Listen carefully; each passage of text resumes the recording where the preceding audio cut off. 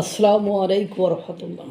চীন বাংলাদেশের ভৈররা দেবে এইসব চিন্তাভাবনা যারা করেন তারা দুঃস্বপ্নের মধ্যে বসবাস করেন।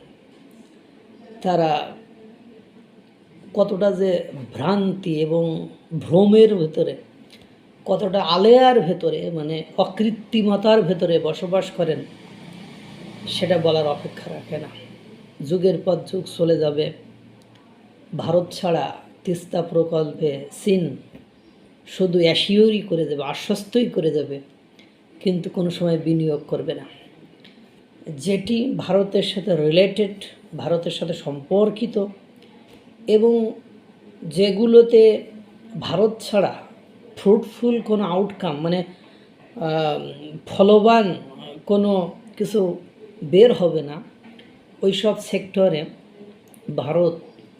ভারতকে বাদ দিয়ে এবার আর নেবার চীন কিছুই করবে না। চলেন আপনার পিনাকিদার একটা বক্তব্য শোনাই নিয়ে আসে একটু। বাংলাদেশে যে কোনো বিদেশি হস্তক্ষেপ প্রত্যাখ্যান করবে চীন।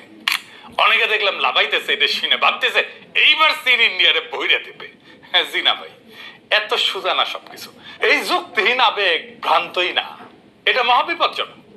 চীন কেন কোনো শর্মাই আমাদেরকে রক্ষা করবে না, এটা মাথায় রেখে বাংলাদেশে যে কোনো বিদেশি হস্তক্ষেপ প্রত্যাখ্যান করবে চীন। অনেকে দেখলাম লাভাইতে। হ্যাঁ, চীন তো দূরে থাক, চীন কখনো কল্পনাও করবে না, চীন কখনো মনের ভুলে স্বপ্নও দেখবে না যে ভারতের ভৈররা দেব। ওরকম কত কিছু দেখাইলো, তাই যদি হইতো পরাশক্তি চীন, পরাশক্তি আমেরিকা, মুক্তিযুদ্ধে পাকিস্তানের হয়ে যুদ্ধ করেও নিদারুণ পর্যবসিত হলো, পরাস্ত হলো, পরাজয় বরণ করলো, তখনই অনেক কিছু ভৈরা দিত।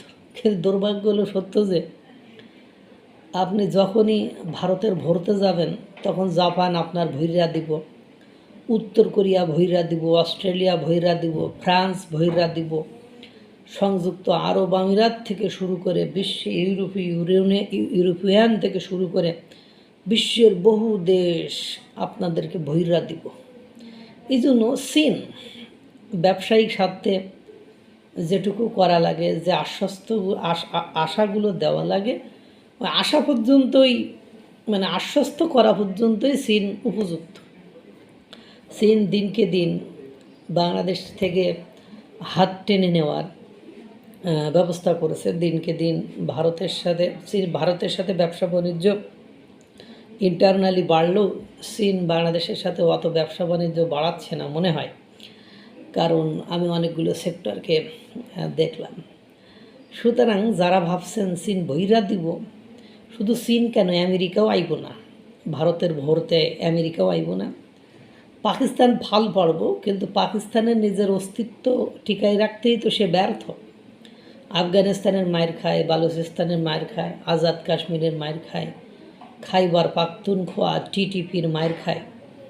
সুতরাং কোনো শর্মাই ভারতের ভৈরা দিতে আইব না, বরং ভারত দেখবেন কিভাবে বুদ্ধির খেলা খেলে কোন দিক থেকে ভরে দিচ্ছে, তা সেই ভরা খেয়ে আমাদের বাংলাদেশের পেট বড় হয়ে ফেটে যাওয়ার উপক্রম হবে।